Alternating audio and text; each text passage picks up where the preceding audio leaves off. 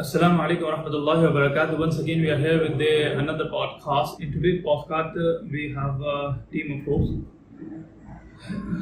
This is the NGO which run by the students, and I'm gonna convey you guys, and you're gonna make them understand because आप बहुत अच्छे तरीके से celebrate कर सकते हैं what is hope and how it works. So सबसे पहले मैं introduce करा देता हूँ आज के मेरे co-host जो है काजी असद हैं. He's from LNH Liaquat Nasir. और जो मेरे आज के मेज़बान हैं और मेहमान हैं वो मैडम रुमैसा, भाई अम्मार, भाई Ali and Hassan. So we're gonna start the question. If there will be anything we're gonna discuss in detail. Yes. Perfect. So what is hopes? Over to you, Ammar.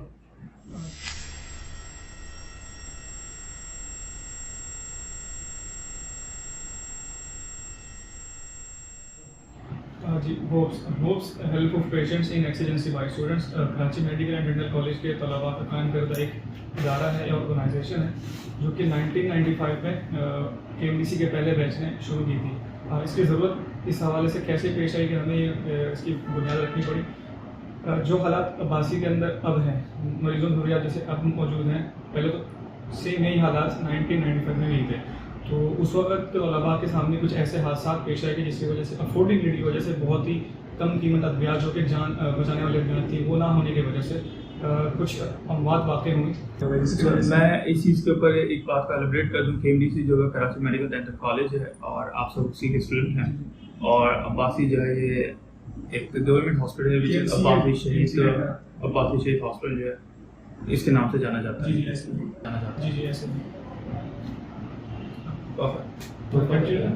अच्छा, तो वो जब ऐसे हादसा पेश आया तो उस वक्त जो तलबा ने एक इस काम का बेड़ा उठाया, इस फरीज़ों को अंजाम देने की किसी कोशिश की.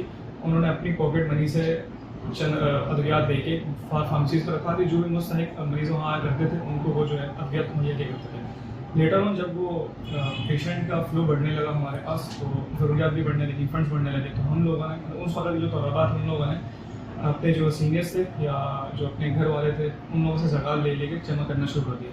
उस वक्त जो हमारा बजट हुआ करता था एनुअली सालाना वो हज़ारों में हुआ करता था. अब अल्लाह का शुक्र है और अल्हम्दुलिल्लाह जो अब हमारा जो एनुअल जो बजट है वो करोड़ों में हो चुका है. लास्ट टाइम हमने 4 करोड़ 80 लाख से ज़्यादा की मेडिसिन जो है वो मुहैया की हैं पेशेंट्स को और ये हर साल बढ़ता जा रहा है. तो कराची इसकी होप्स की इंफरादियत ये है कि इसकी जो भी बॉडी है वो KMDC के स्टूडेंट चलाते हैं. फर्स्ट ईयर से लेकर फाइनल ईयर स्टूडेंट से चलाते हैं. इसमें कोई किसी ब्यूरोक्रेट का या किसी पॉलिटिकल पार्टी का या किसी भी non government non political KMDC run student activity. तो हमारे पास ऐसे कुछ फंडिंग नहीं होती बाहर से, कोई ग्राउंड फंडिंग हो रही हो कि कोई मखसूस तबका मैं दे रहा हूँ. हम लोग तलबा जो हैं वो अपनी घर वालों से ज़कात देते हैं या एलुमनाई से ज़कात देते हैं. तो अगर मैं ये बात करूँ कि KMDC आज तक हज़ारों लाखों बच्चा पास आउट कर चुका हो तो आपके पास एक एलुमनाई का भी बहुत बड़ा चैनल मौजूद होगा. अपार्ट ऑफ दैट आपके पास इंटरनेशनल भी बहुत सारे होंगे जो आप ही के KMDC से ग्रेजुएट्स हैं. तो वहाँ से भी फंड रेजिंग का बहुत हमारा जो मेजर चंक है वो हमारे एलुमनाई ही है. इसके अलावा हमारे पास ऐसा कोई फंडिंग है नहीं कि अगर मैं जैसे कुछ NGOs के पास कॉर्पोरेट की फंडिंग होती है और गवर्नमेंट फंडिंग भी होती है, पब्लिक प्राइवेट पार्टनरशिप्स के जरिए कुछ NGOs. हमारा फिलहाल इस तरफ हमें ऐसे अपॉर्चुनिटीज मिली नहीं है. Although we are eligible for CSR funding. हमारे पास PCP के सर्टिफिकेशंस है, शरिया कंप्लाइंस है, टैक्स एग्जेम्पशंस हैं. हम ट्राई कर रहे हैं कि हमें कॉर्पोरेट फंडिंग मिले ताकि जो हमारा हम जो एक्सपेंशन की तरफ जाना चाह रहे हैं हमारा जो रेडियो प्रोजेक्ट है उसको हम एकोमोडेट कर सकें. इसमें हमारे पास CT स्कैन है, MRI है, एक्सरे, अल्ट्रासाउंड, OPG मैन, इसको हम एडअप करना चाह रहे हैं. लेकिन जो हमारी ज़कात है वो सिर्फ हमारे ऑपरेशन रन करने के लिए हमारे पास अवेलेबल है. एक्सपेंशन के लिए हमें ज़ाहिर सी बात है कि कॉर्पोरेट लेवल की फंडिंग चाहिए कि जो कि मिलियंस में या बिलियंस में है. Okay, look forward for the another question, which is what inspired you and your fellow students to establish hopes, which you have almost covered that question, and what are your primary goals and objectives? As a student जो है मैंने वो क्यों join किया था. जैसे KMDC में दाखिल हुआ, ये मेडिकल कॉलेज है तो था एक जहन में क्या मेडिकल कॉलेज में जो बच्चा आता है उसके जहन में होता क्या है खिदमत खल्क करें। बिल्कुल। ये फर्स्ट ईयर के बच्चे का जहन में होता है, और तो जो लेटर ऑन जब वो बढ़ता जाता है तो उसका जो खिदमत खल्क जैसा होता है नहीं, कम हो जाता है सिस्टम। हाँ, तो लेकिन होप्स के बच्चों के साथ ऐसा नहीं होता। जब वो फर्स्ट ईयर में आता है और होप्स में आता ही 41 में जो दाखिला ट्रीटमेंट के अंदर, तो इसका जज्बा जो है ना पहले से और बढ़ जाता है। तो जब मैं फर्स्ट टाइम 41 आया, ड्रग बैंक आया, और सीनियर्स के बाद जो हमें गाइड किया, और जब खुद ही जाके उनके बेड तक मेडिसिन पहुँचाई, वो जो एक जज्बात होते हैं मैं शायद आपको बयान नहीं कर सकता। मुझे 5 साल हो गए, मैंने शायद एक भी दिन जो है ना ड्रग बैंक की ड्यूटी स्किप नहीं की होती, और जिस दिन स्किप होती है फिर पूरा हफ्ता जो है बहुत खराब जाता है। तो मैं उनको कंपनसेट करता हूँ कि किसी और दिन जाकर ड्यूटी कर लूँ। तो जो ड्रग बैंक की ड्यूटी है वो है मुझे इंस्पायर करके duty is voluntary. You are not getting anything. You are not getting अच्छा, anything. मैं जो आपको बता दूं कि होप्स जो इनिशिएटिव है, जो अगर मैं होप्स को अगर नहीं समझे कि पूजा में बंद करना चाहूँ तो ये है कि होप्स वजूद रखता है उस ड्रग बैंक के लिए। बस अगर होप्स से ड्रग बैंक को हटा दिया जाए तो फिर कुछ नहीं रहता। अगर ड्रग बैंक है क्या, ड्रग बैंक होता है कि हमारे पास 2 घंटे के लिए कमरा खुलता है, वहाँ से हम जो है मरीजों को ज़कात और डोनेशन पे अद्वियात मुहैया करते हैं। पेशेंट्स आते हैं, अटेंडेंट्स आते हैं, फाइल लेके लाइन में खड़े होते हैं, उनकी काउंसलिंग होती है, ज़कात एलिजिबल को ज़कात पे देते हैं, डोनेशन एलिजिबल को डोनेशन पे देते हैं। देन अटेंडेंट ऊपर चला जाता है, हम उनके मेडिसिन शॉपर में बना के खुद उनके बेड तक पहुँचाते हैं। न सिर्फ मेडिकेशन बल्कि टेस्ट और surgical supply. Could you please share a specific story or experience that motivate you to get involved in helping patient? Brother Ammar, over to you. Oh, brother again. I think first year की बात है जब मैंने initial days में वो आना शुरू किया था। तो उस वक्त एक अटेंडेंट आई थी, आई थिंक 65 ईयर ओल्ड की पेशेंट थी। उनके कोई चाइल्ड नहीं थे उनकी, तो उनके हस्बैंड जो थे वो काफ़ी सीरियस कंडीशन में आईसीयू में एडमिट थे, एंड उनको बहुत अर्जेंट बेसिस पे बहुत ज़रूरी था उनका सिटी स्कैन क्लीन करा था। तो जो उसकी 10,000 समथिंग कॉस्ट थी, एंड बिकॉज उनके सिर्फ 2 ही लोग थे घर के अंदर, तो कोई कमाने वाला भी नहीं था, कोई बच्चे भी नहीं थे। तो जब उनसे मैंने बात की तो हम इससे बताया हम काउंसलिंग करते हैं, पेशेंट जब भी आते हैं पूछते हैं कि आप ज़कात एलिजिबल हैं या एडिशनल एलिजिबल हैं, कुछ सवाल जवाब होते हैं। जब मैं उनसे सवाल कर रहा था तो वो आंटी बोलने लगी कि बेटा मेरा कोई बेटा नहीं है ये। फिर जब मैंने उनको मेक श्योर कराया कि हम आपकी मदद कर देंगे, आपको जो सिटी स्कैन है, आपको सिटी स्कैन की सर्विस हमारे पास उस वक्त तो 5 साल पहले नहीं थी, बट हम एक आउटसोर्स लैब है वहाँ से पेशेंट को भेजते हैं, तो वो सिटी स्कैन हम पेशेंट को पे कर देते हैं उस लैब को, पेशेंट का CT scan free of cost हो जाता है। तो इसी तरह तो उस पेशेंट की भी हमने करी। तो जब सिटी स्कैन हुआ तो उन्होंने काफ़ी आंटी दुआएं थी, उन्होंने कहा बेटा मेरा कोई बेटा नहीं था, एंड बट आपसे मिली मैं आज, तो मुझे लगा कि मेरी बेटी की कमी पूरी हो गई। पहले दिन जब उसी वक्त हम अगले दिन वार्ड में गए मेडिसिन लेने, तो उनका सिटी स्कैन हो गया, और वो जब सहतियाब के वहाँ से गए तो काफ़ी ज़्यादा दुआएं दी उन्होंने। तो एक ऐसा एक्सपीरियंस था जो आज की काफ़ी 4-5 साल बाद भी मेरे जहन में है कि, और इस तरह के डेली हर वीकली इस तरह के काउंटर हमारे होते रहते हैं। जब भी हम 240 ड्यूटी करते हैं, इस तरह के बहुत सारे कई 100 मरीजों से आपका इंट्रैक्शन होता है, हर हफ्ते में 2 या 3 बार हम जाते हैं वहाँ पे। तो इस तरह की कोई ना कोई वाक़यात हर हफ्ते कोई ना कोई पेश आता है। कभी किसी के भाई की मौत जाती छोटे, कभी किसी के वालिद साहब की, किसी की वालदा की, और जो तबका यहाँ पे आ रहा होता है वो खुशी से तो नहीं आते, उनको मदद चाहिए होती है। तो जब वो आते हैं, जब सहतियाब होके जाते हैं सर पेश कर, तो काफ़ी दुआएं देते हैं। फिर हम लोग अक्सर उनसे सुबह वार्ड में मिलते हैं, शाम में दवाई लेके आते हैं, सुबह उनको दवाई लगी होती है वार्ड के अंदर, तो काफ़ी अच्छा फील होता है। ज़बरदस्त। अच्छा जी, as you mentioned before that there is a through proper channel you guys provide the medicine, so it's either the patient eligible for zakat or donation, you guys just go through that. So over to you, Ahsan bhai, how does you identify a patient in need and what criteria do you use to prioritize assistance? As Ammar भाई told कि hopes जो है वो एक शरिया complaint इदारा है, तो हमारे पास जो भी पेशेंट आता है वो अपनी Could you please celebrate that to whom you are connected as a Sharia compliance? जी for Sharia compliance we are committed to अल-हम Sharia advisory private limited, we have certified to them. तो जो भी हमारा पेशेंट आता है वो कोई फाइल लेके आता है, और जो फाइल लेके आता है तो फ्रॉम मुफ्ती साहब जो हमारे शरिया एडवाइज़र हैं, उन्होंने हमें जो है एक फॉर्म कंस्ट्रक्ट करके दिया है। उस फॉर्म के थ्रू कुछ स्पेसिफिक क्वेश्चंस हैं through which we ask them, और उस फॉर्म के ज़रिए हम एवेलुएट करते हैं वेदर कि वो ज़कात एलिजिबल है या नहीं है, या डोनेशन, या वो ज़कात एलिजिबल नहीं है तो फिर हम उनको डोनेशन पे कैटर करते हैं। तो इस तरह हर पेशेंट पे ये क्राइटेरिया होता है। इसी तरह मुफ्ती साहब ने जो है वो स्पेसिफिक जो वॉलंटियर्स हैं उनको सर्टिफाइड किया हुआ है कि वही स्पेसिफिक वॉलंटियर सिर्फ जो है वो काउंसलिंग कर सकते हैं पेशेंट की। तो जो पेशेंट की काउंसलिंग करते हैं तो उसमें वो इवेलुएट करते हैं कि वेदर वो ज़कात एलिजिबल है या नहीं है। अगर वो ज़कात एलिजिबल नहीं होता तो देन फिर हम उनको डोनेशन पे कैटर करते हैं और पेशेंट को ये चीज़ बता दी जाती है।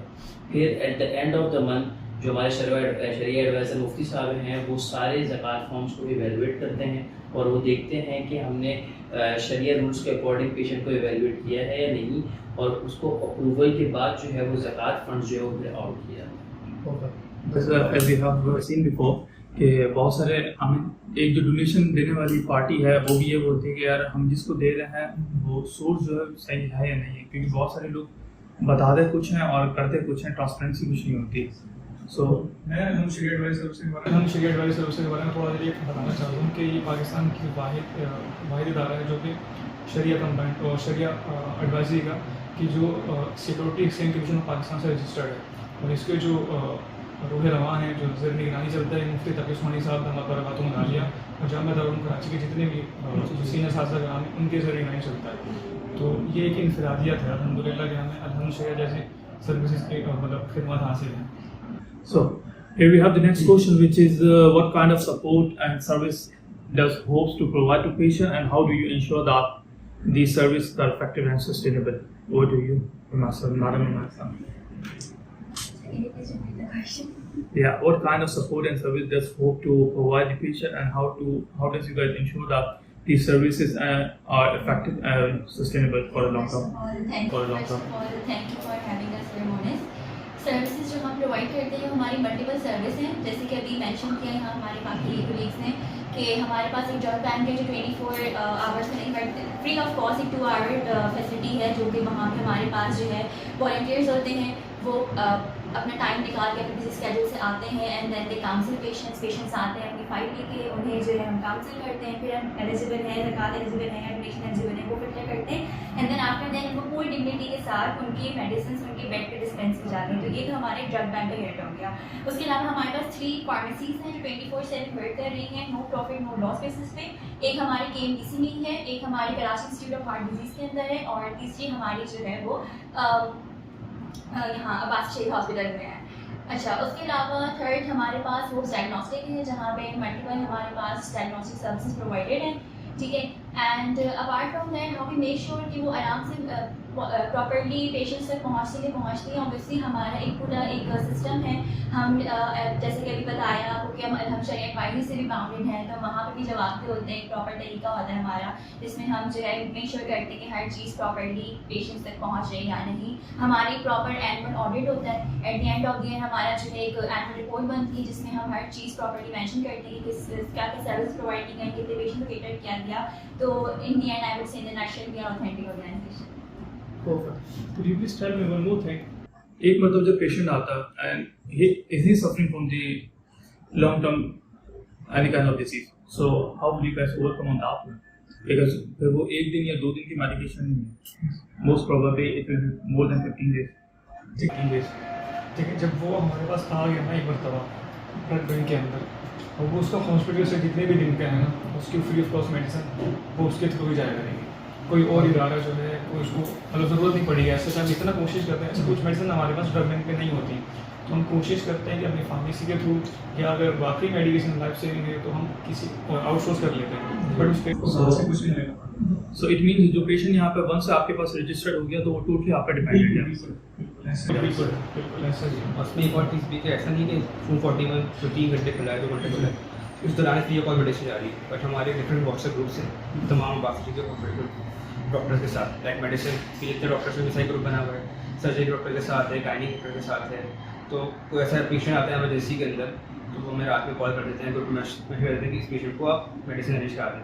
तो हम उसको फार्मेसी पे भेज देते हैं, वहाँ से फार्मेसी से भी जब मेडिसिन जाती है तो टेस्ट होना होता है पेशेंट का, बिकॉज टेस्टिंग 24 आवर्स डॉक्टर कभी भी कोई सा भी टेस्टिंग देते हैं। बट इस तरह होता है कि 240 में तो फ्री ऑफ कॉस्ट हो जाता है, बट उस टाइमिंग के अलावा जब आपको 10 बजे करवाना है, सुबह 12 बजे करवाना है, तो उसको क्या करेंगे? तो वो हमें ग्रुप पर मैसेज कर देते हैं कि ये पेशेंट आ रहा है, आप प्लीज़ उसको कैटर कर लें।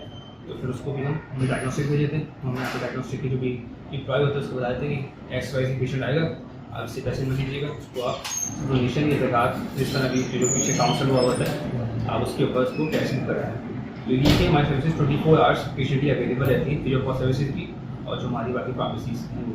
इसमें एक और चीज़ ऐड करता जाऊँ मैं कि हमने ड्रग बैंक को तो बता ही दिया, हमारी एक तो सर्विस है जिसको हम फ्री कैजुअलिटी कहते हैं। ट्रॉमा सेंटर जो है हमारा बासी का, उसके बराबर में हमारी फार्मेसी है।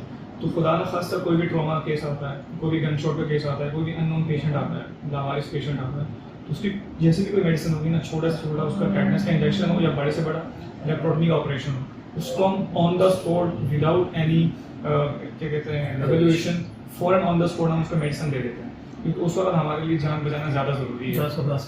तो ये भी क्योंकि ड्रग बैंक से ज़्यादा मैं ये समझता हूँ कि ऑन द स्पॉट अगर आप किसी की जान बचा रहे हैं तो वो ज़्यादा ज़रूरी है।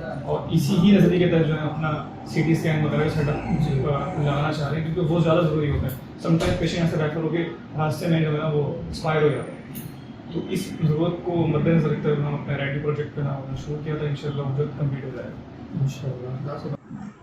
Can you walk us through the process of how Hope coordinate with the healthcare professional and institute to deliver assistance to patient, brother Ali? हमारे ग्रुप से पहले तो हमारे पिंक फाइल होती है वीकली में 7 फॉर्म्स होते हैं, तो वो हम पेशेंट काउंसलर के ऊपर भेजते थे। तो डॉक्टर्स उस पर जो भी मेडिकेशन उसको थ्रू आउट डे जरूरत होती है, डॉक्टर्स पर काउंसल जो है उनको ड्रग 41 काउंसल करते हैं, फिर हम उनको वार्ड भेजते हैं। जो फॉर एग्जाम्पल पुलिस का पेशेंट है उसको पुलिस वार्ड भेजेंगे, फिर वहाँ पे जो भी ऑन कॉल ड्यूटी पे डॉक्टर होता है उसको फिल करता है। इस तरह भी आप अगर किसी को 5 मेडिसिन चल रही है उसकी डिफरेंट डोजेज होती है, तो डोजेज से लिख के क्या डोज फॉर एग्जाम्पल 500 ml चल रहा है, किसको 100 ml चल रहा है, और जो मेडिसिन चल रही है वो उस फॉर्म पे फिल कर देते हैं। सीधा उसके नीचे टेस्ट भी दिए होते हैं कि कोई जो से टेस्ट करवाने वो टेस्ट हम करें। फिर वो पेशेंट फाइल लेके हमारे पास नीचे रूम 41 नाम उससे आता है। फिर हमारे पास जितनी मेडिकेशन अवेलेबल होती है डोजेज देके हम अगर किसी को 2 चल रही है 3 चल रही है उस हिसाब से हम उनको मेडिकेशन प्रोवाइड कर देते हैं। बिकॉज समटाइम ऐसा होता है कि डॉक्टर 1000 दे रहा है बट हमारे पास 500 अवेलेबल है तो हम उसको 2 दे देते हैं 500 वाली। या किसी को कम चल रही है तो हम 2 पेशेंट में शेयर लगा देते हैं कि फॉर 100 चल रही है हमारे पास जो मेडिसिन है 500 ml की, तो हम बोलते हैं कि 2 पेशेंट को शेयर कर लें आपस में, ताकि वो मेडिसिन भी ज़्यादा ना हो, दोनों पेशेंट को यूज़ भी हो जाए। तो इस तरह हम डॉक्टर से कोऑर्डिनेट करते हैं। इसके अलावा सिर्फ 24/7 हमारे व्हाट्सएप ग्रुप्स अवेलेबल हैं, तो डॉक्टर वहाँ पे हमें अप्रोच कर लेते हैं जो ऐसा पेशेंट होता है जो 241 के अलावा आएगा, या फिर इस तरह CMO से RMOs होते हैं वहाँ पे एमरजेंसी के अंदर, जैसे कोई एमरजेंसी का पेशेंट आया तो उस टाइम पे लिख के एक स्टैम्प लगा देते हैं अपनी CMO की कि ये पेशेंट आया इसको फॉरन एमरजेंसी की मेडिकेशन की ज़रूरत है, तो इसको कैटर कर दें। लाइक हमारे फार्मेसी के ऊपर जाता है और फार्मेसी के फ्री कैजुअलिटी के ऊपर जो भी इसकी सर्जरी का ऑपरेशन हो रहा है या फिर इसकी मेडिकेशन करेंगी तो उसको for. I have one more question about the alumni. As you mentioned that कि once जो ग्रेजुएट हो जाते हैं फिर वो alumni बन जाते हैं, so alumni जो है with the passage of time they become a seniors. So जब वो सीनियर्स हो जाते हैं तो फिर भी वो इन कांटेक्ट होते हैं क्योंकि उनके फिर रेफरेंसेस और उनका जो एक्सपीरियंस है इट विल बी केयरफुल। जो हमारा एलुमनाई है वो उसको हम उनको एडवाइजरी बोर्ड में शामिल कर लेते हैं, चूँकि वो इस प्रोसेस से गुजर के जा चुके होते हैं, 5 साल उन्होंने सर्व किया होता है। जो लेटर और जो नया बैच आ रहा होता है तो उनको गाइड करते हैं, क्योंकि ये कनेक्शन है, एक लेगेसी है जो चलती रहती है, एक कनेक्शन है even though they are connected with the local world as well. Yes, so जैसे अभी मैंने आपको बताया कि 1995 में ही शुरू हुआ है। उस समय जो तलबात है अब उनमें से कुछ लोग ऐसे हैं जो कि HODs बने हुए हैं कुछ डिपार्टमेंट में, तो अब उनके एक्सपीरियंस, उनके सोर्सेज और उनकी जो मशवरा है वो हमें बहुत ज़्यादा हेल्पफुल करता है। और वाकई हमें जो है डेली का ऑपरेशन है तो हमें ऐसा कोई हेडेक पेश नहीं आती, पर जब हम कोई नया प्रोजेक्ट शुरू कर रहे होते हैं, जैसे आप रेडियो प्रोजेक्ट को देख लें या इससे पहले फ्लड रिलीफ कैंपेन को देख लें या और जैसे न्यू कैंपेन्स को देख लें, तो उनमें हमें उनकी मुशावरत लाजमी चाहिए, फिर उनकी रहनुमाई गाइडेंस के बगैर शायद, क्योंकि इस लेवल पे स्टूडेंट लेवल पे हमारे लिए वो चीज़ें नहीं कैटर करना मुश्किल हो जाती हैं, तो वहाँ पर उनकी असिस्टेंस अगर मैं ये कहूँ कि अलुमनाई हमारा बैकबोन है तो ये गलत नहीं होगा, क्योंकि वो मशवरा और फंडिंग उन्हीं से आ रही होती है। In what ways do you involve volunteers and other members of the community in your effort for support patient? And in terms of volunteer recruitment, is they just for KMTC? As you mentioned that in the room 41 and nowadays the Zakat campus going on. So how many you guys work on those situations? Okay, first of all, the thing is कि it's not just for KMTC, हमारे पास outside KMTC students होते हैं, इनको ambassadors हमारे होते हैं वो। अच्छा कैसे होता है, अगर मैं KMTC की बात करूँ तो KMTC में इस तरह से होता है कि since it's a student run NGO, तो ऑब्वियसली जो तमाम स्टूडेंट्स हैं KMDC के, they are by default part of Hopes, ठीक है। लेकिन एक ऑब्वियसली कनेक्शन चाहिए होता है टू कनेक्ट द स्टूडेंट्स। और बहुत सारे बैचेस हैं, बहुत सारे स्टूडेंट्स हैं, उनको होप्स की सेंटर से जो है कनेक्ट करने के लिए वी नीड अ मीडियम। तो उसके लिए हम ये करते हैं कि हर बैच में हमारे इलेक्शंस होते हैं, जिसके थ्रू हम क्लास एग्जीक्यूटिव चूज़ करते हैं, और फिर वो क्लास एग्जीक्यूटिव जो है हमारे लिए एज अ ब्रिज एक्ट करते हैं for the hopes and between the hopes and the students, ठीक है। तो उसके एक तो ये हमारा KMDC का होगा। इसके अलावा एम्बेसडर्स के लिए अगर मैं यहाँ पे क्वेश्चन करूँ कि KMDC का कितना % स्टूडेंट होप्स का पार्ट है? आई थिंक हर स्टूडेंट ने एक बार जिंदगी में 41 KMDC का ऐसा कोई स्टूडेंट नहीं होगा जो कभी 41 नहीं आएगा। एवरीवन एक बार दो बार तो 41 से KMDC होते हैं। और हमारी कॉन्स्टिट्यूशन में लिखा हुआ है कि every KMDC is a part of hopes. Hopes एक वाहिद एक इदारा है कि इसकी मेंबरशिप के लिए आपको किसी फॉर्म भरने की जरूरत नहीं है। Once you are admitted in KMDC, आप बाय डिफॉल्ट होप्स का मेंबर बन जाते हैं। उसके साथ हमारी मीटिंग होती है, जनरल बॉडी मीटिंग एनुअली, जो KMDC में हेड करते हैं, ओपन होती है सबके लिए। हर बैचेस से जो आना चाह रहे हैं वो पर्टिकुलर सजेशन देते हैं, उनसे कुछ चीज़ें पूछना चाहें वो पूछते हैं। तो इस तरह से हम मशावरत से तमाम बच्चों की जो भी KMDC के फर्स्ट ईयर से लेकर फाइनल रहते हैं हम चलते हैं बिल्कुल, और उनको प्रॉपरली इन्वॉल्व रखते हैं। और वीकली बेसिस पे रोज़ 20-25 स्टूडेंट KMDC से 41 में आ रहे होते हैं, तो उस तरह से इन्वॉल्व रहते हैं। हर रोज़ नया बच्चा आता है, तो इस तरह सबको चांस मिल जाता है कि quality. That sounds good because that's a part of learning, and if you are engaged in such activities, it will be healthy for and effective for your learning perspective as well. Now, so we can safely say that तकरीबन 100% जो students हैं KMDC के, they are a part of hops in a way or other, ठीक है। इसके अलावा मैं आपको बताई थी एम्बेसडर्स के बारे में, तो हम सिर्फ स्टूडेंट्स KMDC के ही रहते हैं, बल्कि उसके अलावा हमारे पास डिफरेंट यूनिवर्सिटीज़ से एम्बेसडर्स होते हैं। एक हमारा प्रॉपर रिक्रूटमेंट प्रोसेस होता है in the start of the year, जिसमें हमारे पास डिफरेंट एप्लीकेंट्स होते हैं डिफरेंट यूनिवर्सिटी से। Then we go to the interview process, उसमें शॉर्ट लिस्टिंग होती है, एंड देन फाइनली हमारे एम्बेसडर्स जो है सेलेक्ट होते हैं। एट प्रेजेंट अगर मैं आपको बताऊँ तो तकरीबन 35+ इंस्टीट्यूट से हमारे पास एम्बेसडर्स मौजूद हैं एज पार्ट ऑफ होप्स।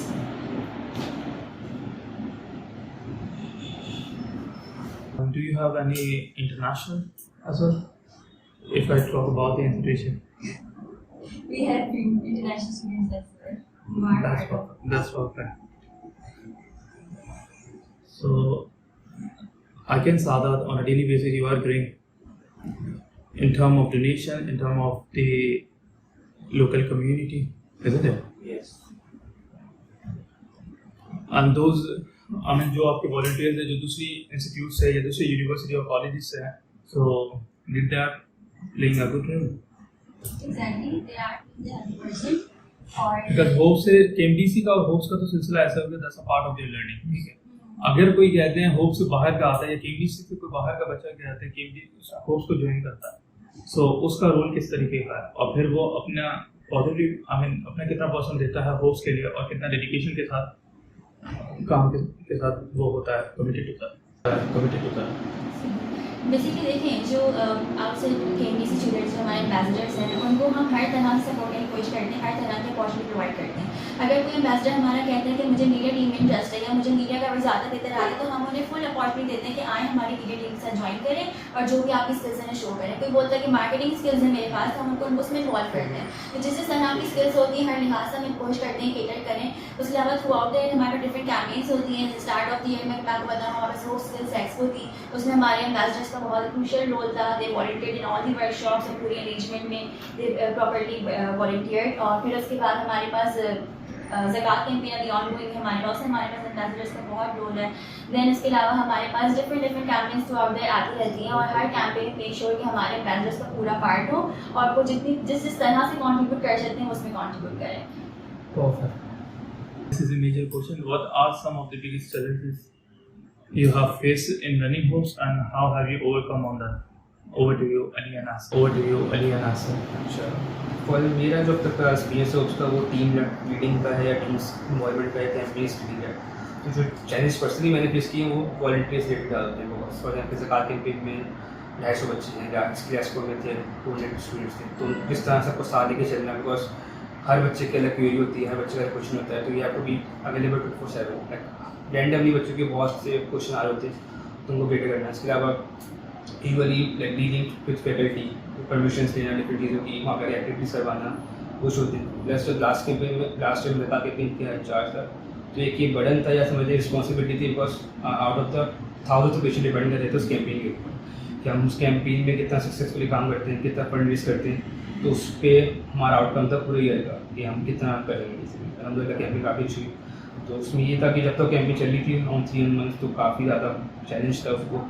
तो और उसमें प्लस फिर वॉलंटियर देखना, प्लस रोज़ ही देखना कि यहाँ कलेक्शन आ रही नहीं आ रही, जिन डोनर से आती किस में आ रही, आप किस तरह हमारे कैंप पर बस आपका एक डिस्ट्रिक्ट वगैरह जाएगा तो आपको बहुत ज़्यादा इम्पैक्ट हो सकता है पूरी कैंपेन पे। पर या आपने किसी को टाइम नहीं अप्रोच नहीं किया, या किसी का भी वॉलंटियर ने कोई मिसकम्युनिकेशन कर दी, या कोई चीज़ का स्टैट्स पोस्ट हो गया फेसबुक वगैरह पे, या किसी को आपने प्रॉपरली टाइम नहीं दिया, किसी को क्वेश्चन पूछा आपने को रिप्लाई नहीं किया और वो चीज़ मिस हो गई तो शायद वो आपको आगे बतानी थी। तो वो एक रहता था कि ये सबसे बड़ा चैलेंज था लास्ट ईयर तक, या अभी फर्दर में 20 साल भी पूरी कैबिनेट रन करना। तो उसमें ये होता है कि आप किस तरह वॉलंटियर को इन्वॉल्व कर रहे हैं, उनकी जो क्वेश्चन क्वेरीज हैं उसको टाइमली आप आंसर करने नहीं कर पा रहे। नीचे की जो चैलेंजेस मेरे टाइम में रहे वो उसके स्पेस में वो यही है कि volunteer dealing, faculty dealing and leading things campaigns में जो इशू आ रहे हैं उसको हम किस तरह से सॉर्ट आउट करते रहें। बिकॉज आपकी जो डिसीजंस हैं, आपकी जो भी उससे पूरी कैंपेन का आउटकम आएगा। तो अगर आपने इसमें एक भी गलती कर दी तो आप ही एट द एंड जवाब देंगे, आप भी तमाम लोग क्वेश्चन करेंगे।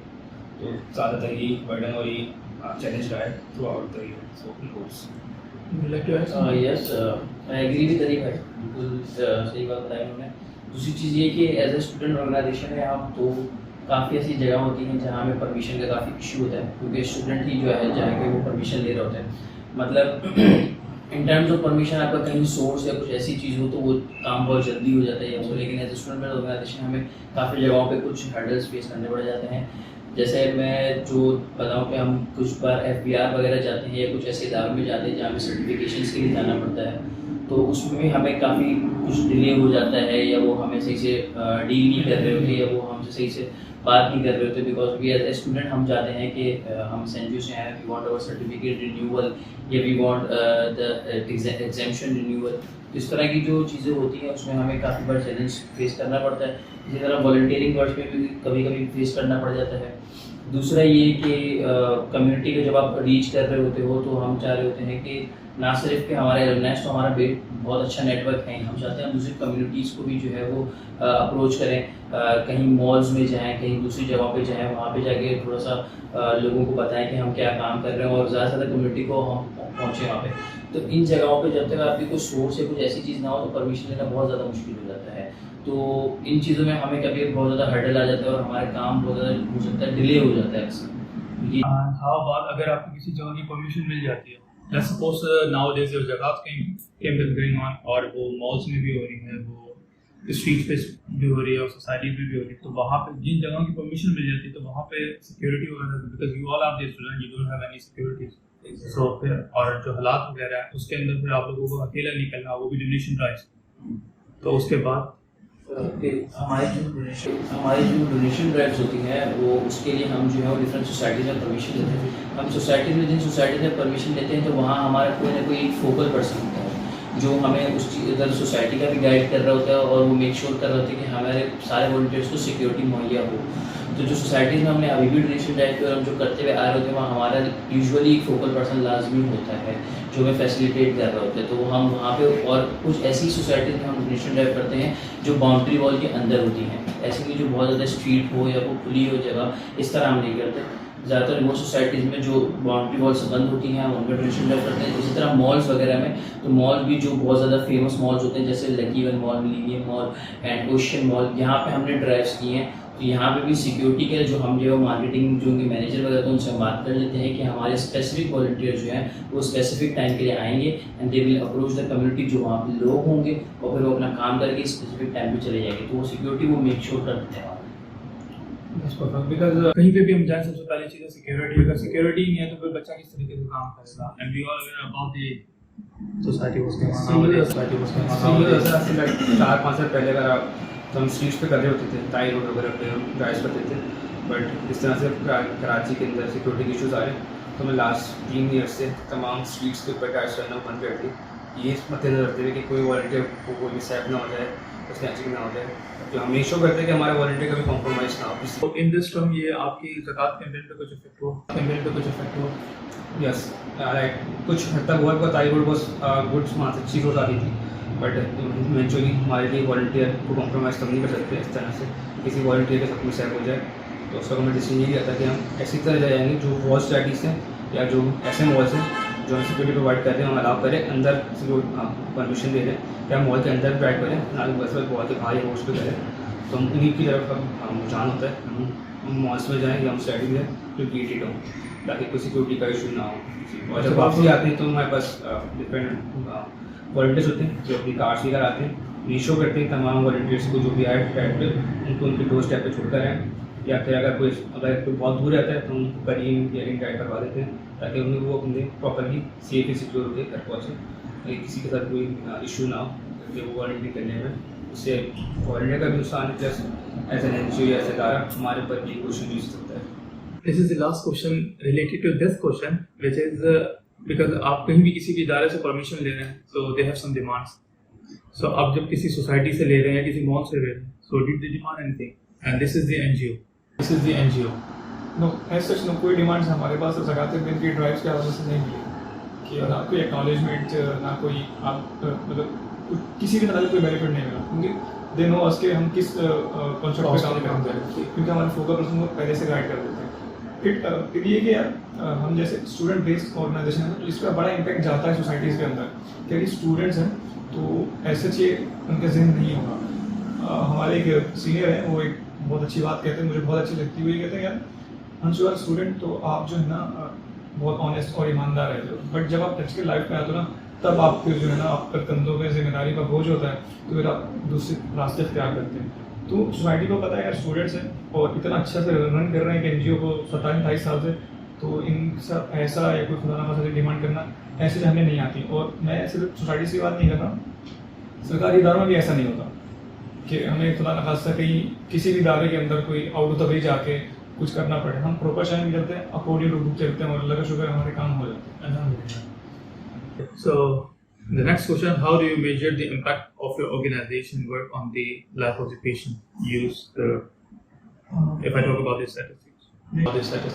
देखिए मैं अगर होप्स का impact come Because as you said that you have mentioned that it's 27-28 years old. And तो मैं आपको बताता चलूँ कि होप्स का उस वक्त जो इम्पैक्ट था वो सिर्फ पेशेंट कैटरिंग था, बट अब 27 साल में इतना ग्रो कर गया अल्हम्दुलिल्लाह कि अब इम्पैक्ट अब्बासी साइड के बाकी जगहों पे आ गया। मैं जैसे मिसाल देता हूँ, 2010 के अंदर जब सैलाब आया था पंजाब और सिंध के अंदर, तो हमने दादू डिस्ट्रिक्ट के अंदर 40 के करीब घरों में पूरा गाँव बनाया था अल्हम्दुलिल्लाह।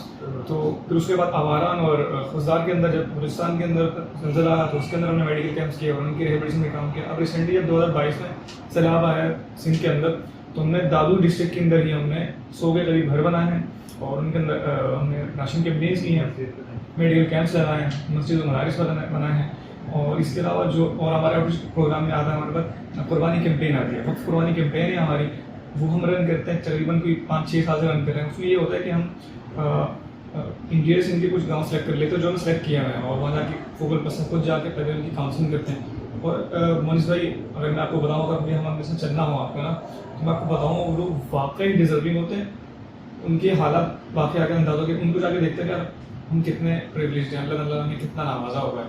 तो उनको पूरा साल शायद गोश्त देखते भी नहीं हैं। हम क्या करते हैं कि यहाँ से कुर्बानी का जानवर लेके उन तक छोड़ के आते हैं 1 हफ्ता पहले, ताकि वो कुर्बानी की जो सुन्नत है और जो एक एहसास है वो भी उनको जाकर वो अपने जानवर को पालें। And then on the day हम जाके अपने सामने कुर्बानी जो है करते हैं और फिर गोश्त में तकसीम करते हैं। ये हमारा हो गया ये।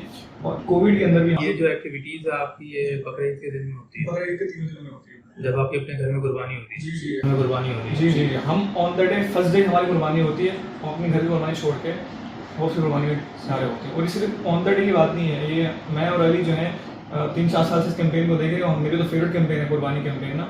तो हमें पता है कि हम जानवर भी खुद खरीदने जाते हैं मंडी के अंदर, सेहतमंद जानवर खरीदते हैं, देन उसकी देखभाल भी करना, उसको ट्रांसपोर्ट भी करना, एक बहुत एक एडवेंचरस सा प्रोसेस है। मुझे ऐसे बहुत मज़ा आ रहा है। तो मैं आपको बताता हूँ कोविड के अंदर भी हमने अब्बासी में सिर्फ अब्बासी के अंदर पेशेंट्स को हमने कैटर किया वाया मेडिसिन और वहाँ पे हमने कुछ फिल्टर क्लिनिक्स बनाए एंड देन कोविड वार्ड था यहाँ का, उसमें स्टैब्लिश करने में वो KMC की मदद थी, वासी की मदद थी।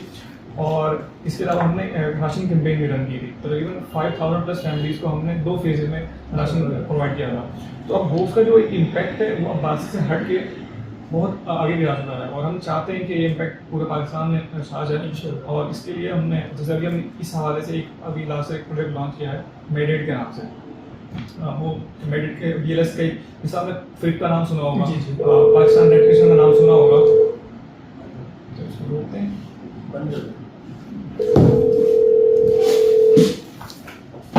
यहाँ सबको फोन बजा है, सॉरी। इसको हम कंटिन्यू करते हैं दोबारा से मेडिट से।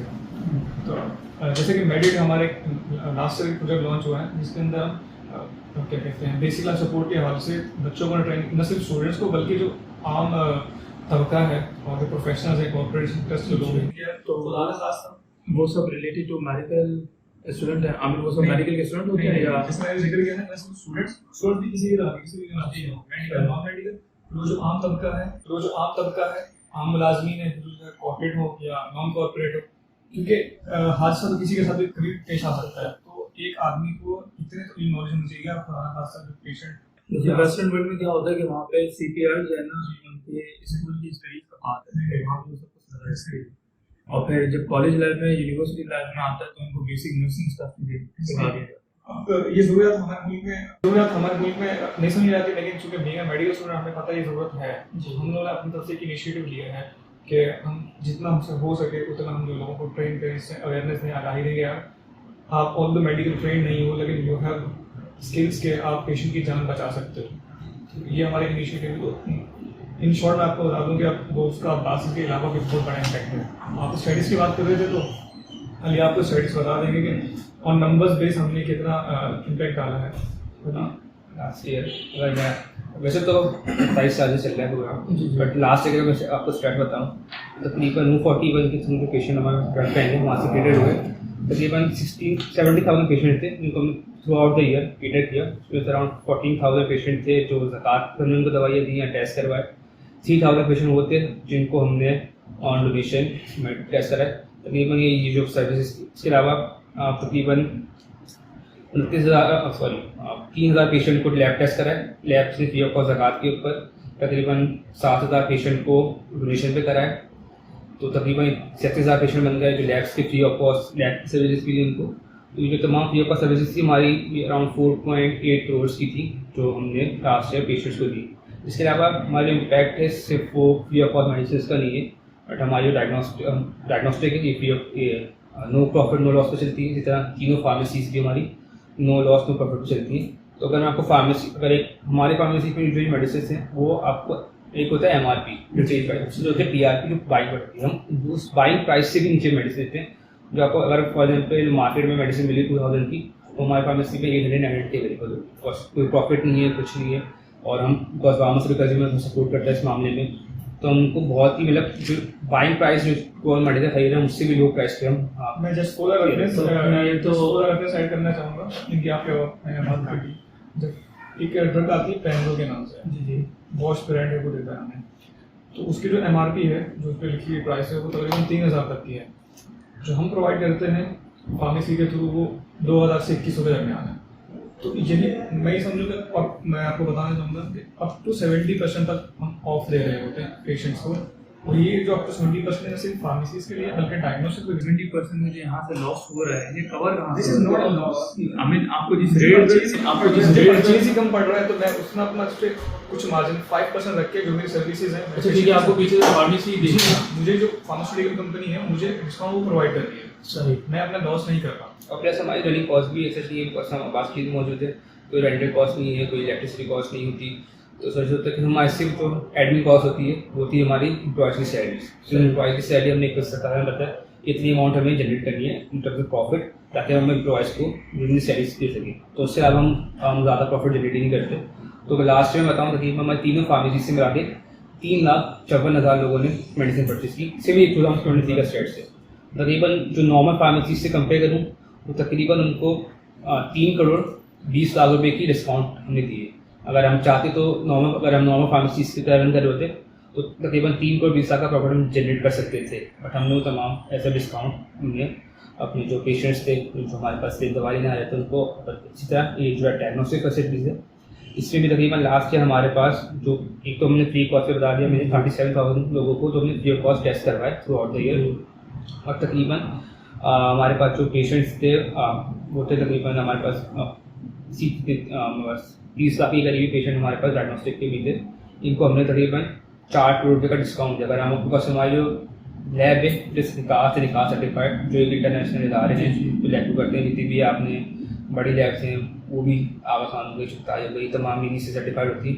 आपकी लैब किससे रजिस्टर्ड है? विकास एक इदारा है जो मेजरमेंट करता है कि कंट्रोल या आपकी लैब की जो मेजरमेंट है सही है नहीं, आपके जो कंट्रोल्स लगे हुए सही है नहीं लगे हुए, ये तमाम जितनी भी सर्टिफाइड लैब इन्हीं इदारों से सर्टिफाइड होती है। जैसे आप आगा खान का नाम ले लें, चुगताई हो गई, दावा लैब हो गई। तो अगर हम उनके रेट से अपनी रेट कंपेयर करें और CBC हमारे पास सिर्फ 250 रुपीज़ का हो रहा है, अगर आप बाहर मार्केट में जाएँ 1200-1300 का हो रहा होता है। तमाम टेस्ट में यही डिस्काउंटेड है। तो तकरीबन हमने इन टर्म्स ऑफ डिस्काउंट जो लैब ने ऑफर करा और कीपिंग द माइंड लैब हमारे बासी शिप के अंदर नहीं है, एक हमारी अपनी प्रॉपर्टी पे इस पर रेंट भी जा रहा है, इसके ऊपर इलेक्ट्रिसिटी बिल भी आ रहा है। स्टिल हमने तकरीबन 4 करोड़ रुपये का डिस्काउंट लोगों को ऑफर किया, जो अगर किसी और लैब से करवाते तो उनको ये एक्स्ट्रा पे करना पड़ता, या फिर हम चाहते तो ये ऐसे तो कमर्शियलिज्म पे चल रहा है तो कंपैरिजन ही नहीं आता। मैंने जैसा लैब का सीधा चल रहा है तो अगर मैंने रेट भी बता दिया आपको, क्योंकि लोगों को डाउट होगा कि यार एक तो स्टूडेंट बेस है वो इतने कम रेट पे कर रहे हैं, तो लाजमी सी बात है कि इनकी जो क्वालिटी पे कंप्रोमाइज़ होगा। जैसे अली भाई ने मेंशन कर दिया कि विकास सर्टिफाइड है, तो मैं चाहूँगा कि आप शॉर्ट जो है ना लैब का भी बैकग्राउंड में चला दीजिएगा। जब लैब की बात चल रही हो तो आपको अंदाजा हो वही मशीनरी जो मुल्क के मायनाज लेबॉर्ट्रीज में रखी हुई हैं, ब्लड CS की और हेमेटोलॉजी की है। बाकी मैं ब्लड CS के हवाले से खास कर बताना चाहूँगा कि जो ब्लड CS होता है इसके ऊपर एंटीबायोटिक का कोर्स डिपेंड करता है कि वंस डिटेक्टेड आपके पास एंटीबायोटिक रेजिस्टेंट है, सेंसिटिव तो पता लग जाता है, तो इसके लिए बहुत क्रूशियल रोल होता है। बाकी जो लेबॉर्ट्रीज हैं ये टेस्ट वहाँ पे 4000 से लेकर 7500 तक होता है, और वही मशीन भी मेरे पास है अल्हम्दुलिल्लाह, और हम जो है वो 1250 कर रहे होते हैं। And we have consultant microbiologist जो कि AQ ट्रेंड है, FCPS है माशाल्लाह से, वो इन सब कुछ सुपरवाइज करते हैं। तो नो कंप्रोमाइज ऑन क्वालिटी। हमारा तो मोटिव है लेबॉर्ट्री का कि वेयर अफोर्डेबिलिटी मीट्स रिलायबिलिटी, तो इसलिए इस मकसद के तहत चल रहे हैं और इंशाल्लाह इसी ही मोटिव को लेकर हम रेडियो प्रोजेक्ट में कदम रखेंगे इंशाल्लाह। So here's the second last question, which is how can listeners get involved or support your NGO's mission to help patients in need? As you all know that the Zakat campaign is going on, so if someone has to contribute or be a part of that, so how would they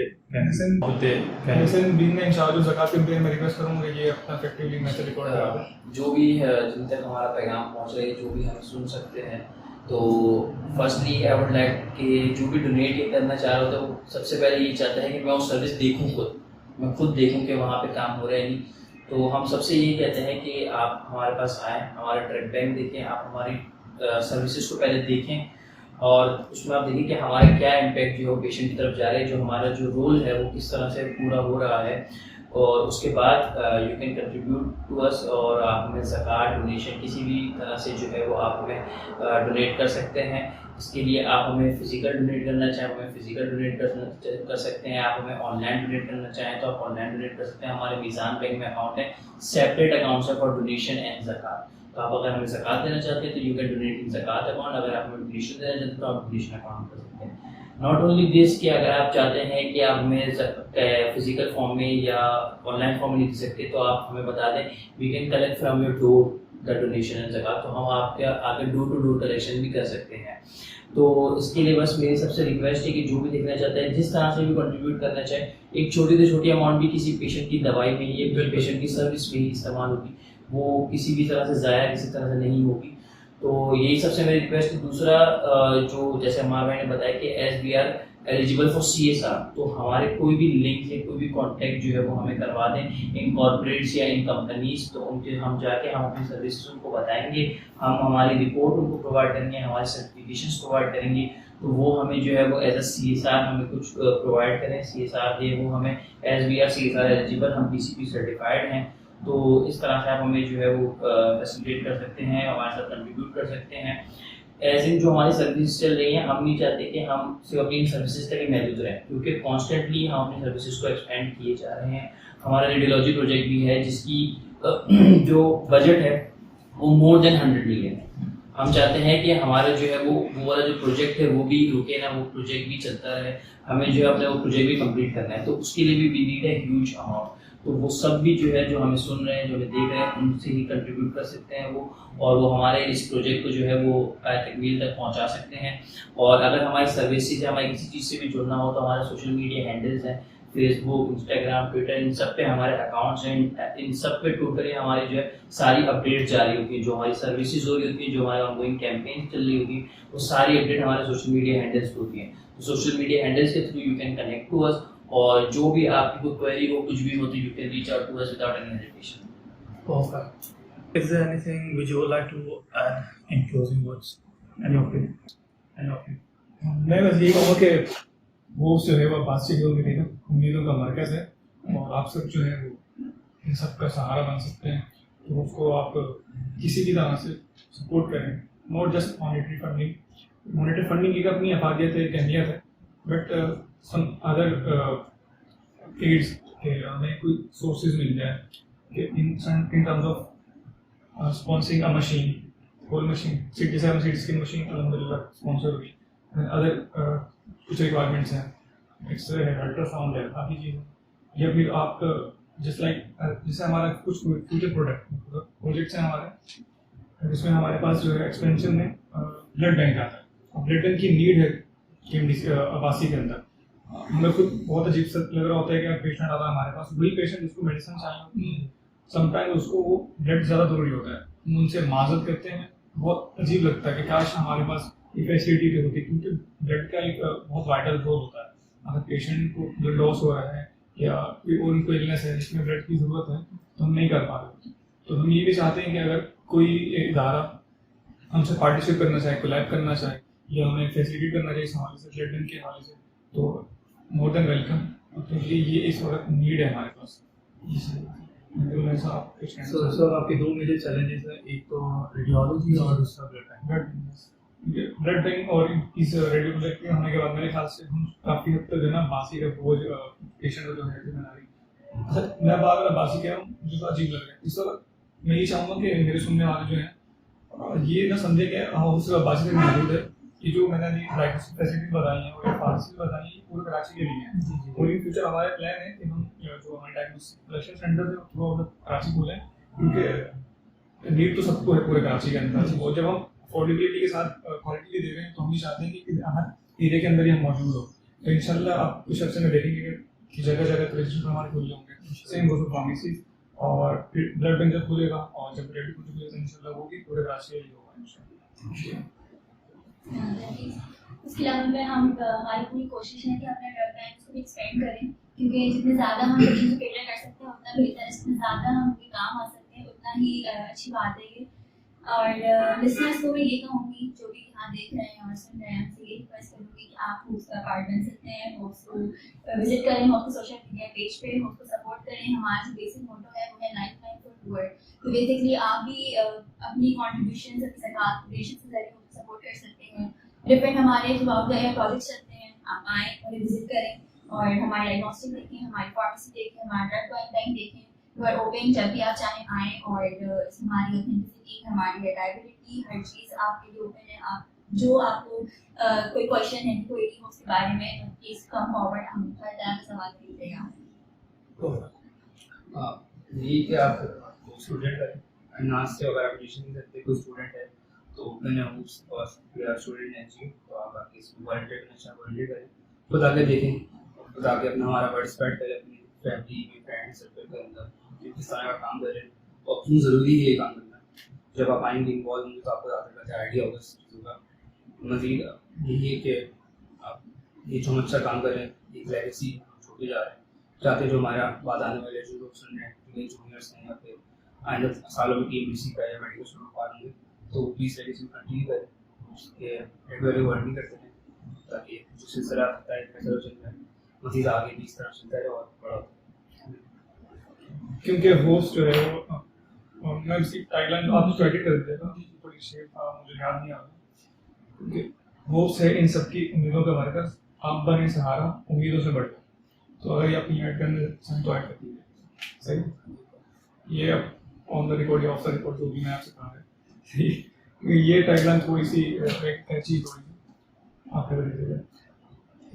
और मैं request करूंगी आपसे कि आप इस video के इस blog के एंड में, आपके शो के एंड में होप्स की डिटेल्स डायरेक्टली मेंशन करें, ताकि जो भी आपके व्यूअर्स हैं if they want to make it will easy for them to make them. आप ही बोलें, हमारा हो गया।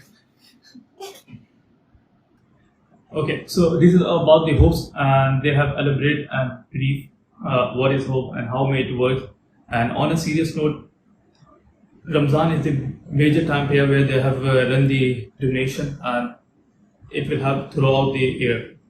So all we need to do is we have to think about their major cause, which is the extension of the drug bank. Second thing is that radiology, which is just next to the door, which they have to recently start up. And the third thing is that the blood bank. So when we talk about the other NGOs, what we have to do is we have to think about the hopes as well. This is the NGO which run by the student. And on a serious note, I'm a part of this NGO since last 4 years. And I genuinely know that how it works, and they didn't pay anything to me. And they did not pay anything to any other single person, either they are influencer, who they are, they didn't care about.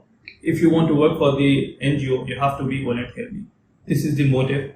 And first thing is that अगर आपको कहीं किसी भी point के ऊपर पैसे मिलना शुरू हो जाए तो आपकी उम्मीदें बन जाती हैं। सो ये उस उम्मीद को आपको देते ही नहीं है, और ये पहले दिन आपको ये बात कह देते हैं, you have to work voluntarily which is the free of cost, so you won't get anything from that. So what you all get is about the knowledge, about the learning experience, which are the more than that. So those who are listening from Pakistan or out of the Pakistan, no matter which part of the world you are, if you want to contribute, I'm gonna share the bank details with you guys.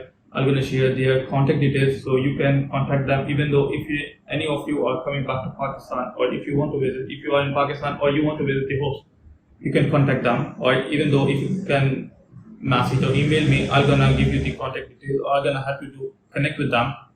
So try as much as you can contribute with them, and remember that your zakat donation are in a good hand. इनकी transparency का राज ये है कि अगर आप इनसे पूछेंगे भी तो आप कहाँ पे खर्च करते हैं, क्या खर्च करते हैं, कितना खर्च करते हैं, they will gonna be answerable to you.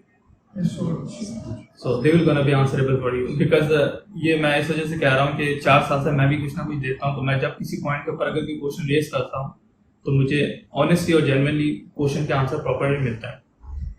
सो रमज़ान जो है मेजर टाइम पीरियड होता है जो through out the world, through out the year जो है इनको हेल्प आउट करता है पूरे साल को लेके चलने में। और जहाँ तक बात थी कि एक स्टूडेंट इतना सब कुछ कैसे कर सकता है, क्योंकि स्टूडेंट जो उसमें लाइफ में बहुत कुछ करना चाहता है, और जब तक वो प्रोफेशनल लाइफ के अंदर नहीं आते तो बहुत कुछ कर सकते हैं। Once they get into the professional फिर थोड़ा सा हार्ड हो जाती है सिचुएशंस। और जहाँ तक बात थी कि इनके रमज़ान और ईदें कैसी हैं, तो इनके रमज़ान और ईदें जो है वो होप्स के नाम है, क्योंकि मैंने ईद पे भी इनको यहाँ पे देखा है, मैंने बकरा ईद में भी इनको कहते हैं इन्हीं लोगों के साथ इन्वॉल्व देखा है। तो होप्स बेसिकली इनका मेरे ख्याल से पहला घर बन जाता है और वो सेकेंडरी हो जाता है। त्योहारों पे हमारा पहला घर यही होता है। लास्ट 4 साल से ईद थी गुजरी, पहले दिन ईद की बखाए तो ये आई। एक मैसेज जो मैं देना चाहूँगा आपको, एज अ वॉलंटियर होप्स एक वॉलंटियर क्या दे रहा होता है, ये आपने मेंशन मॉनेटरी फंडिंग नहीं दे रहे होते, बिल्कुल बचा है, लेकिन इस थ्रू आउट द 5 ईयर जो हम यहाँ से गेन करते हैं ना, नॉलेज एक्सपीरियंस, वो शायद इनवैल्यूएबल है। मतलब उसकी कोई अनमोल चीज़ है। और जैसे एक मैं अपनी एक जर्नी है थोड़ा सा बताना चाहूँ, जब मैंने अपनी वॉलंटियरशिप शुरू की तो जैसा वॉलंटियर, देन मैं क्लास एग्जीक्यूटिव बना, देन मैं जॉइंट ट्रेजर बना। जॉइंट ट्रेजर जब मैं बना तो उस वक्त मैंने फाइनेंस के कुछ मामला देखे। अभी के मैं एक मेडिकल स्टूडेंट जो है वो फाइनेंस को जानता भी नहीं है। अब मेरे ही कोलीग को देखने जो मेरा दूसरा क्लास का जो कभी होस्ट में नहीं आया, उसको फाइनेंस का कुछ नहीं पता होगा, जितनी नॉलेज मुझे as a medical student. Although मेरी बहुत लिमिटेड है, but compare to other medical student मेरे पास ज़्यादा आपके पास नॉलेज है। देन फिर मैं फार्मेसी का इंचार्ज बना, तो उस वक्त अब फार्मास्यूटिकल कंपनीज किस मॉडल पे काम करती है, जैसे मैं आपको बताया, तो हमें टीवी पे इतना % डिस्काउंट था, मुझे नहीं पता था, अब मेरे किसी और दोस्त को भी नहीं पता होगा जो कि होप्स का पार्ट नहीं है। वहाँ से फिर मैं यहाँ पे शिफ्ट हुआ, डायग्नोस्टिक के अंदर एज अ VP लैब बना हूँ, तो यहाँ पे मैंने कंस्ट्रक्शन भी देखी है और रेडियो प्रोजेक्ट को भी देखा है, CDC की एक्वायरिंग भी देखी है और एग्जाम्शन भी देखी है, फिर लैब के ऑपरेशन भी देखे, किस तरह से कॉस्ट इफेक्टिवली जो है मैं चीज़ों को लेके चल सकता हूँ। फिर मुझे अपनी फील्ड से रिलेटेड मुझे कुछ और ऑप्शन मिले, लाइक हमारा जो मेडिकल स्टूडेंट MBBS से करता है ना, कहता है यार मैं डॉक्टर बनूंगा, सर्जन बनूंगा या मेडिसिन में OPD करूंगा। जब यहाँ आप आते हो तो आपको पता चलता है यहाँ पे हेमेटोलॉजिस्ट भी बन सकते हो, माइक्रोबायोलॉजिस्ट भी बन सकते हो और भी मल्टीपल चीज़ें जो आप बन सकती हैं। तो अब एज अ मैं प्रेसिडेंट सर्व कर रहा हूँ और मेरे साथ कई भाई एज अ GS सर्व कर रहे हैं, तो अब भी 250 से ऊपर ये जो एक हमारे कैबिनेट मेंबर है 107 लोग हैं, तो उनको मैनेज करना और एक अलग तरह से अपना एक्सपीरियंस है जो कि इन द लॉन्ग रन मुझे अपनी ज़िंदगी में एज एन इंडिविजुअल बहुत फ़ायदा देने वाला है। और इसके लिए मैं तो चाहता हूँ कि मुझे कुछ ना कुछ पे करना चाहिए हो उसको, बट मैंने विदाउट पेइंग सिंगल पेनी और सिर्फ अपना वक्त दिया है, जो कि अगर मैं उनको तो वो खुद गर्जी के तौर पर दिया है। अगर मैं यहाँ पे आया था तो इसलिए आता है मुझे कुछ गेन होगा, सवाब मिलेगा। तो लेकिन होप्स ने हमें एज एन इंडिविजुअल बहुत दिया है और आप सबसे पूछेंगे ना सब ये कहेंगे सबसे ज़्यादा मुझे दिया है। अगर हम ऐसे से पूछे हैं, ऐसे पूछेंगे तो बोलेंगे सबसे ज़्यादा मुझे दिया है। तो हर इंडिविजुअल की यही कहानी है। तो ये आई थिंक आई वुड से कि हमारा कोई पर्सनैलिटी शिफ्ट हो जाती है, आपको बहुत कुछ सीखने को मिलता है, बिफोर यू इवन रियलाइज आप बहुत इंप्रूव कर चुके होते हैं अपनी पर्सनल लाइफ में भी और प्रोफेशनल लाइफ में भी। तो होप्स एक बहुत ही कीमती मैं कहूँगी कि हमारे एक्सपीरियंस है जो शायद यहाँ से ग्रेजुएट होने के बाद भी कई सालों तक हम याद रखेंगे। एक चीज़ें पे थी जो बहुत ज़रूरी है डॉक्टर के अंदर, आई थिंक जो उसमें हम जो लोग इन्वॉल्व हैं उनको देखेंगे और जो उसमें इन्वॉल्व नहीं उनको देखेंगे, तो एक मेजर फर्क आता है एम्पैथी का। तो उनमें एक एम्पैथी रहती है तो उसके वो डॉक्टर प्रोफेशनल लाइफ में आ भी जाते हैं। लाइक अभी मैं काफ़ी सीनियर सबके कॉन्टैक्ट में होते हैं, तो मुझे लगता है कि वो अलग है उन डॉक्टर्स के जो यहाँ पे रोज़मर्रा काम कर रहे हैं। तो ये डिफरेंस क्रिएटर है जो एक आम पर्सन को या वो डिफरेंशिएट करता है उसके वर्ल्ड में। और ये ऐसी चीज़ें जो आप खरीद नहीं सकते, या आपको काम करके और टाइम देने से ही आएगी।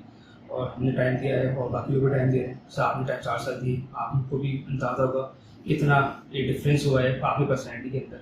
लोग सुनाने से अब आप बस शायद हम ड्राइव्स में जाते हैं पैसे मांगने, कभी हमने अपने लिए पैसे मांगेंगे, अपनी शायद घर वालों से पैसे मांगने की शर्म आती है, बट हम एक स्ट्रेंजर्स के रोड पे खड़े होकर पैसे मांग तो कन्विंस कर होते हैं, पैसे देते हैं, उसके लिए हम एक कॉज कर रहे हैं। तो वो एक बिल्कुल एक अलग चीज़ आती है। आपको पर्सनली बहुत ऊपर नहीं करता है। फर्स्ट ईयर में आया था बहुत इंट्रोवर्ट शायद पर्सनैलिटी थी, फिर में आके पूरी अलग लोगों की अलग पर्सनैलिटी हुई है। आप इजीली कम्युनिकेट कर पा रहा हूँ ऐसे लोगों से, डिफरेंट कॉर्पोरेट सामने आके प्रेजेंटेशन दी हो उसकी, डिफरेंट बड़े बड़े पर्सनैलिटी से इनसे मुलाकात हो गई आपकी। तो ये तमाम चीज़ें थी जो शायद एक आम जो मेडिकल स्टूडेंट था वो कभी नहीं कर पाता। बीइंग अ होस्ट वॉलंटियर हमने सीखा। तो ये है कि I think we are thankful to host. बस एक सीनियर हमें बात कर रहे थे, वो जितना आप होस्ट को देते हैं उससे ज़्यादा होस्ट आपको देता है। तो ये सब जो है 5 साल में रिलाइज होकर होस्ट हमें कितना दिया है, हमने शायद को बहुत ही कम दिया है और कोशिश करते हैं जितना हम सोच सके हम दे रहे हैं उससे, इन रिटर्न हमें ज़्यादा ही मिलता है हमेशा। और जैसे इन्होंने जिक्र किया ना कि मुख्तलिफ पर्सनैलिटी से मिलने की हमें मौका मिलता है, तो उसमें एक हाईलाइट में देना चाहूँगा। आप सब में से हर किसी की ख्वाहिश होगी यार फैसले के हिसाब से हमारी मुलाकात हो जाए। आप सबकी ख्वाहिश होगी किसी न किसी की बड़े लेवल पर काम कर रहे हैं, उनके वालिद साहब मुस्तारिदी साहब, तो हमारी मुलाकात उनसे ऐसी भी जैसे हम अब साथ बैठे हैं। तो एक बार नहीं बारहा हमारी ऐसी बातचीत होती है, हर हफ्ते ऑलमोस्ट हमारी बात होती है। तो बहुत अचीवमेंट है हमारे लिए एक इतना बड़ा फिलैंथ्रोपिस्ट, तो जो मतलब पाकिस्तान का बड़ा फिलैंथ्रोपिस्ट वही है। तो उनसे नॉलेज गेन कर रहे हो, बैठ रहे हो, उनकी स्पेसिफिक करिश्मा है, उसकी पर्सनैलिटी का करिश्मा देखेंगे वो किस सादगी से रहते हैं, तो आप उनसे मुतासिर हो सकते हो फिर उनकी। So this is all about the hopes which we have contributed in I think 45 to 50 minutes. So I'm gonna share all the details with you guys, or if any of my friends want to contribute from the out of the Pakistan, so you can email me or message me, or you can email them or message them. So they're gonna give you the detail how many you guys can contribute them. So that's all for this podcast. Inshallah, we're gonna meet in the another podcast. Till that, very good. Take care of you and your loved ones. Assalamu alaikum.